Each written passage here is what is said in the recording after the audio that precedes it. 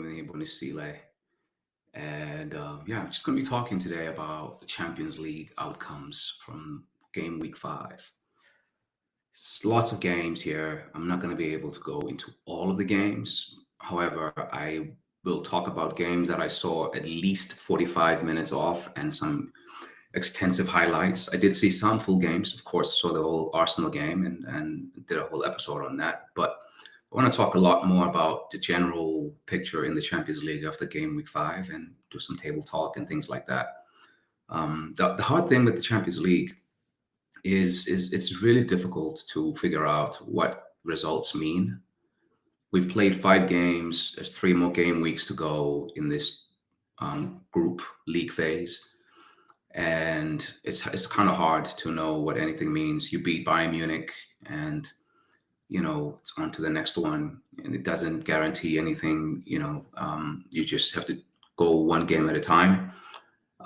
So on the one hand, it's still hard to interpret what results mean, but on the other hand, you're getting some really big games in the league phase that you wouldn't otherwise get. Like, I'm trying to think of like Bayern Munich. They've already played Chelsea, they've played PSG, and they've played Arsenal. That doesn't happen in the previous rendition of the Champions League. Arsenal have already played Atleti, and they've just played Bayern Munich. They're going to go away to Inter Milan in the next few game weeks. Chelsea have had big games. They've had Barcelona and before that Bayern. Don't know who else they've had. PSG, Tottenham. I mean, I know I like to talk crap about Tottenham because I'm an Arsenal fan, but that's another game that was a big one, which I'll get into a little bit here. But I'm going to start at Anfield. I have to start at Anfield because like one of the most confusing things about this season for me is Liverpool's attacking talent being basically outweighed by their poor defensive work.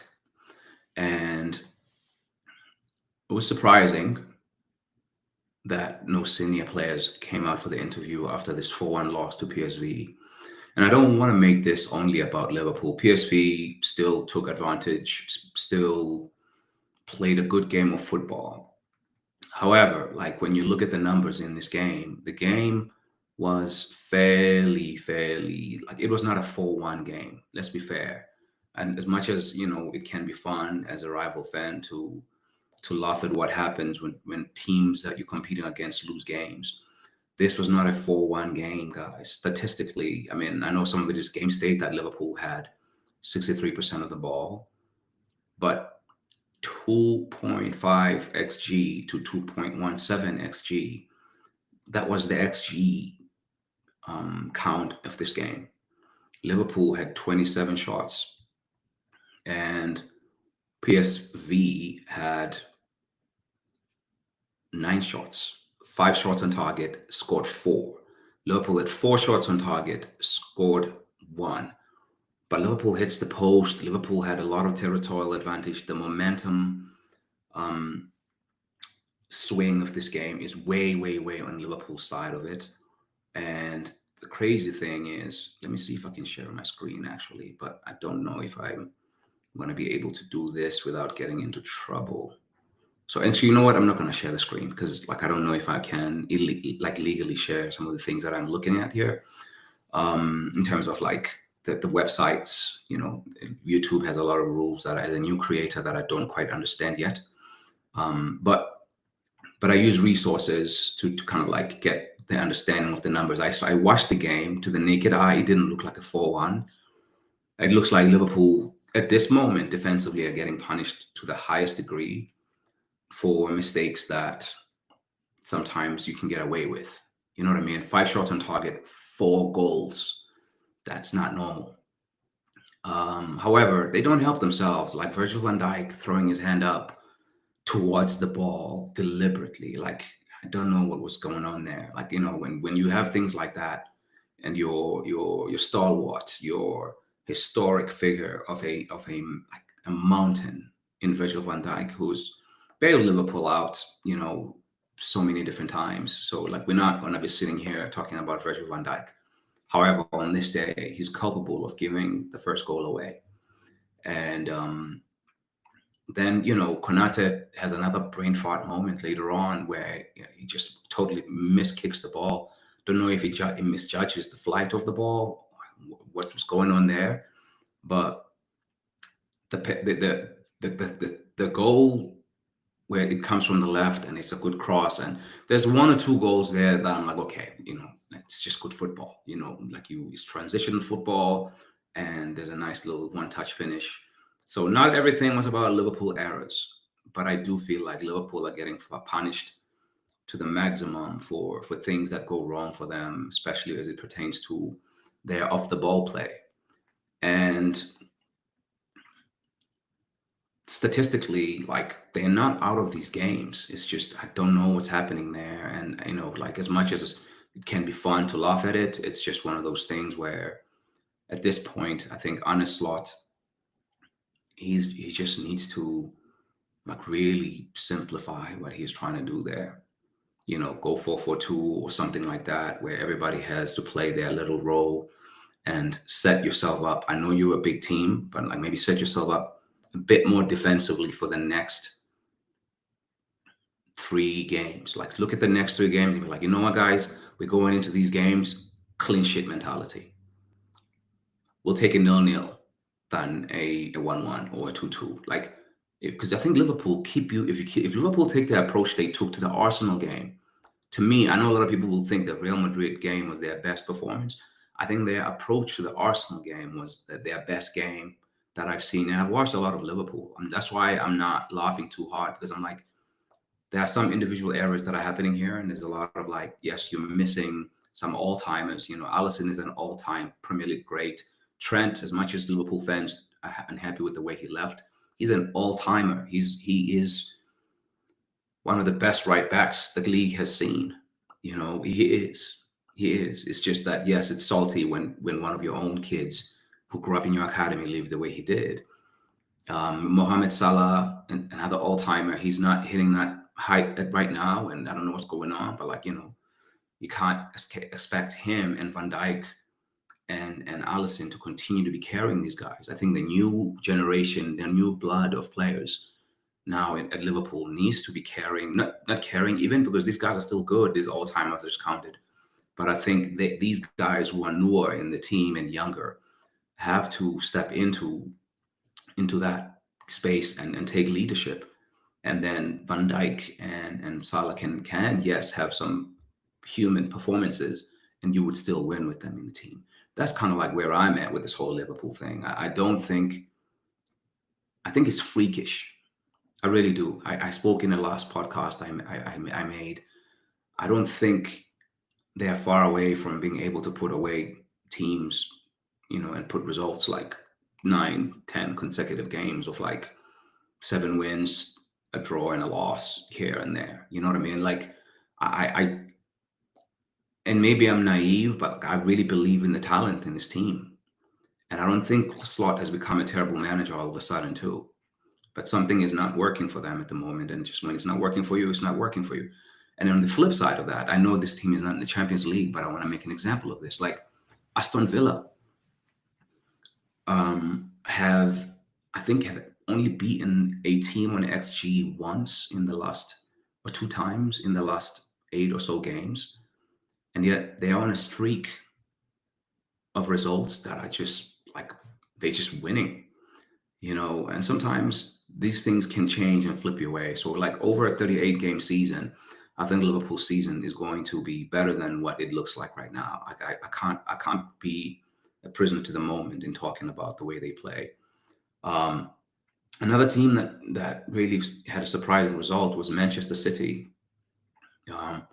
They made a lot of changes, which is sensible, I think. Looking at that team that started that game against Bayer Leverkusen, I would have been, as a City fan and as a football watching fan, watching both teams, I would have been okay. Like, you know what I mean? I don't want to sound like Mr. 2020 hindsight here.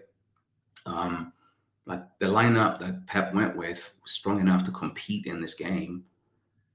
He starts with Ait Nouri at left back, maybe the goalkeeper was a step too far, Trafford, but John Stones next to Arquette, centre back, Lewis and Gonzalez in midfield. Gonzalez is starting in Premier League games, and Rico Lewis has played for England. Like, so there's a team there.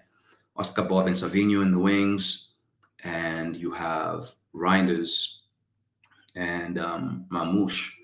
That's not a crazy lineup to go against this Bayer Leverkusen team. But as it happened, City lose 2-0, and yeah, I'm surprised about this one. I didn't keep a close eye on this game. I watched like the extended highlights, and I looked at the numbers. And City, again, like they had more XG than 3 times more of the XG than Bayer Leverkusen. Right? They had 19 shots to Leverkusen's 7. They had 7 shots on target, scored none. Leverkusen had 2 shots on target, scored 2. They had 55 to 45% ball possession. That's splitsies, but statistically, again, that's another freakish game because that's what football can do to you. Football can do this thing to you. I know a lot of people, including me, I get tired of the XG thing, but there's a reason. Like, you kind of have to look at that, because the numbers tell a story. They don't tell the whole story, but they tell a story, and we kind of have to respect that as we kind of look at games and trying to make sense of them. So like that game was to me another freakish result, and I wouldn't. I mean, I'm sure Pep is chill. He's won too much to be worried about a loss to Bayer Leverkusen in November. But so like I think Liverpool is kind of having kind of one of those kinds of seasons as well. But it's just happening too much that you can't even just now look at the numbers. You just kind of have to find some human explanations for what's happening there as well. And I'm open to that, when Liverpool fans talk about, Slot being, the clipboard guy and no emotion and that, they're missing Jurgen Klopp. Of course you miss Jurgen Klopp. He's a great, so I'm not here to laugh at Liverpool fans, but like I as a person who's watching a lot of football, I see a lot of things I like with them on the ball. It's just the ball is not going in and it's going in for the other team. And as an Arsenal fan, I can sympathize with that, if I'm being honest with you. Maybe not so much this year, but been many seasons where I felt like Arsenal were dominating play and the other team would score with their first opportunity. It's happened a lot. And so this is what happens with football. Hold on, I'm having an issue here.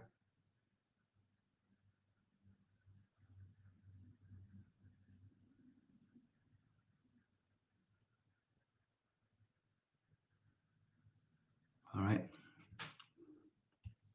I'm going to pause here because I don't understand what's going on here real quick.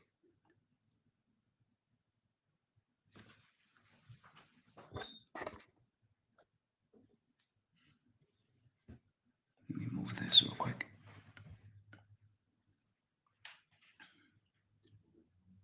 Okay. Hello. Yep, it's working. All right. I'm sorry about that, folks. I had to double check. Issues of being a rookie recorder and trying to do a live show. We're out here learning though. So, on we move. So the next thing, Liverpool 4-1 loss, Man City 2-0 loss. Chelsea had themselves a night though, on the other hand. I mean, yes, the game was ruined by the fact that there was a red card. But even with 11v11, Chelsea were my pick to go on and win this game. I was watching this one. And yes, Araujo, the first yellow card is stupid. He gets a bit mouthy with the referee, gets a yellow card, and then gets himself sent off about 12 minutes later. Like, I don't know what you can do with these kids. Like, they talk too much, and I don't understand. I really don't understand, like, why they have to talk all the time, footballers. But this is what they do, and then they get themselves into trouble and let their teammates down. They let their teammates down. And this is what he did. He had, it was a bit unlucky with that tackle. I don't think he was going for, an ugly tackle. I think the ball is there. He just misses the ball, just like Konate missed the ball. and yeah, gets himself sent off, which is unfortunate for him and Liverpool, because I think I think there was a rush of blood to the head for Ronald Araujo, and if I'm being honest, like Chelsea were going to run away with this game. I just didn't see Barcelona as a match for them. Barcelona under Hansi Flick, they are a frustrating watch if you are invested in them getting the result. They're fun if you don't care and you're just watching for vibes, because they are a very vibesy team. They will play and play and play. They'll do the high line. Thierry Henry was giving on CBS statistically like about 100 and something goals conceded under since Flick has arrived there. Flick is, I think this is his second season at Barca. We're approaching halfway, and they've conceded about 100 and something goals. If this is not his second season, it's early third season, if not first. But I know he's won, but my goodness, like this man needs to do something about taking some defensive responsibility, because Barcelona ship goals left, right, and center. Offside trap, like they try to do that again. The first goal that opens it up for Chelsea, Cucurella, they were trying to do an offside trap. He turns out not to be offside. And it works for them sometimes, but my flipping goodness, I just don't understand like a team that doesn't learn from experience as much as this Barca team. They just don't. And so yeah, they deserve Chelsea were deserving winners. No fuss here. And Chelsea are stringing a run of good results for themselves, and they will go into this Arsenal game of the weekend feeling really confident. Yeah, not that those kids are short of confidence. This Brazilian youngster Estevao is announcing himself to European football.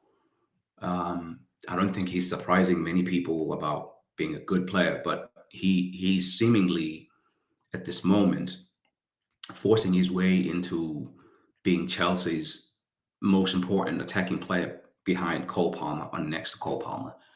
And Palmer is coming back. Maresca said that this morning. Palmer, has not been there for Chelsea for about 6 or 7 games, and they've been winning. I know they've had a somewhat friendly schedule, but they've been winning, and so that's good for them. They're a young team, and they are playing the teams that are in front of them, and deservingly second place right now.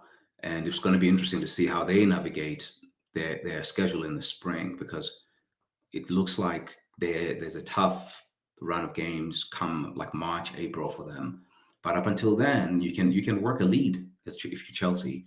You don't have a lot of games that are difficult between now and the Christmas periods, and just keep on doing what you're doing. Like they play fun football too. They're good to watch. And so, like for me, I'm not one. Even though I am an Arsenal fan, fair is fair. Chelsea have deservedly the second place team in the Premier League right now, and Sunday's game should be a fun watch for people who love football, because there's 2 coaches there who are very detail oriented, very prepared for games, and they coach hard. They both coach really hard, not getting drawn into who's better, Maresca or Arteta. They're both really talented coaches and fun to watch their games. Not a big fan of Maresca's abrasiveness sometimes with players, but on the tactical side of things, he is one of the bright spots in the coaching talent in the Premier League and in European football right now. Next game that I got a proper look at was Spurs PSG. This game was full of really good finishes and some comical displays of football within the players. There were players who were making errors in their own defensive half, including the man of the evening, Vitinha, who was a hat-trick hero from central midfield. His finishes were beautiful, like polished, second to none, out of this world type finishes. He has a left-footed finish that curls around Bentancur for his second goal. The first goal is it's a blinder. It's one of those kind of like one touch, side foot, roof of the, like right under the bar and into the net, and it ripples. Great goal, both of these first two goals. But he does give Spurs a goal. He does give Spurs a goal, and but the finish from Kolomwani, he's a little bit lucky, but Kolomwani has two really strong finishes in this game. One great volley and one thunder, like around the edge of the net, like just like ground ball, hard hit, and three of Tottenham's goals. There's two of the three, I would say, there's mistake. There's you can always micro analyze a goal and find a defensive error, but in this game, you don't even have to micro analyze to find the comical errors that some of the people made, and especially like someone like Vitinha losing the ball where he did, and then Romero giving the ball to Papsa, who had a tough outing. Papsa he doesn't see the press coming from behind him. He gets robbed of the ball. PSG score through the Spanish midfielder Fabian Ruiz.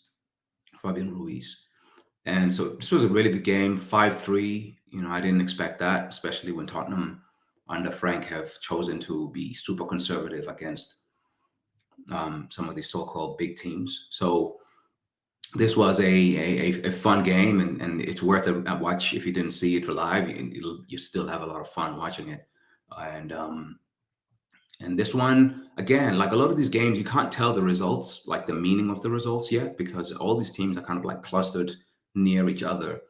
And all of them will be playing teams that are so-called weaker sides soon, and then they will accumulate the points that they need to get to qualification. But it's still fun to have these kinds of fixtures this early in the league phase.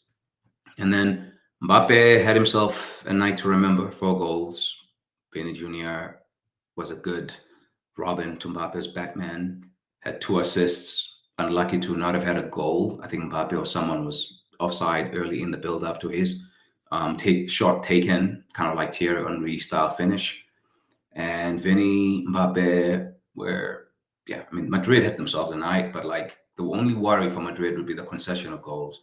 The game ended up being 4-3. It didn't need to be that bad for them. But yes, Olympiacos, they're fighters, great spirit, they never say die kind of vibe. But if you're Real Madrid, you're kicking yourselves in your tails for conceding 3 goals. But you take the win and you move. And then elsewhere in Europe, basically, I won't speak too much on the Arsenal game because like I did a whole podcast on it before yesterday. But Alba had a fairy tale night in Marseille against Newcastle. 2 really good finishes. Great help from Nick Pope. I don't know what Nick Pope was thinking, especially for that second goal where he gets rounded, and the first goal, where he gets rounded and Alba just hits it from almost near the corner flag, like to finish it. It's a great finish from Aubameyang. The second finish is even better. And you can't really blame. I can't blame Nick Pope for that one. It's just stupendously good finishing from Aubameyang, who has been one of Europe's best forwards over the last 10, 15 years. He obviously gets a bad rap because of, the way he carries himself and whatnot. But man, nobody can ever lie and say this man is not one of the best strikers of his generation. One of the best. 1 golden boot in Germany, 1 golden boot, even though it was a tie in England.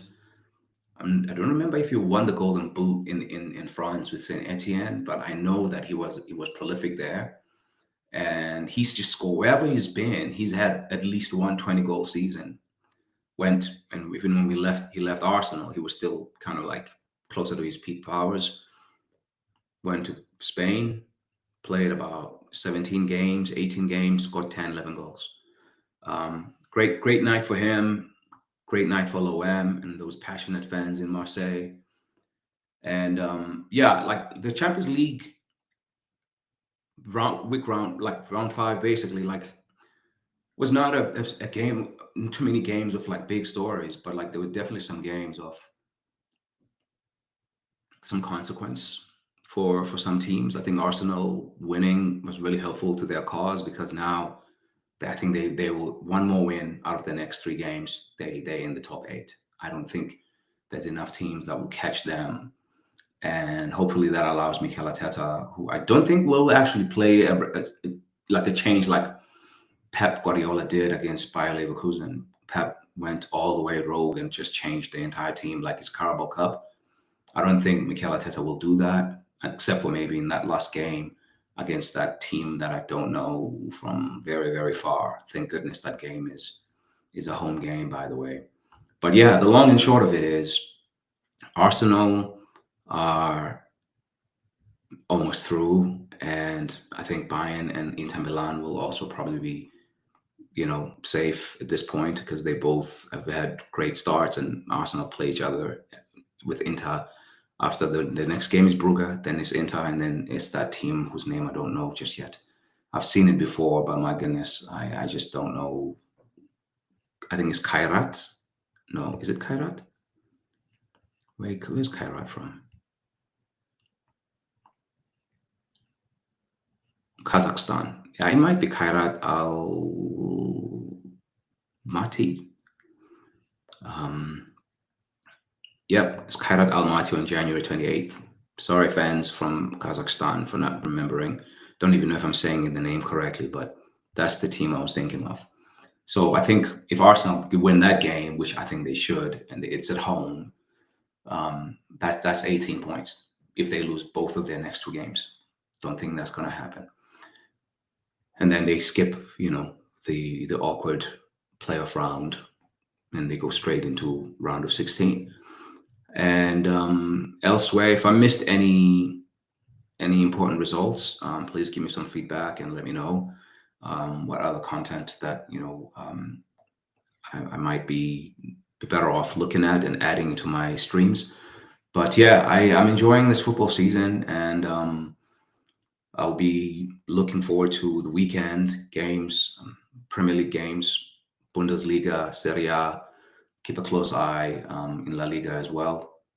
But yeah, guys, it's been a good round of games. If your team has won, congrats. If your team lost, sorry. I will be chatting to you on the next one. Please like, subscribe, share my content if you enjoy talking football. And if you write a comment, I'm very good at responding. I only have about 80 whatever subscribers. So I'm not a big channel. I'm very, engaged with whoever is in my audience.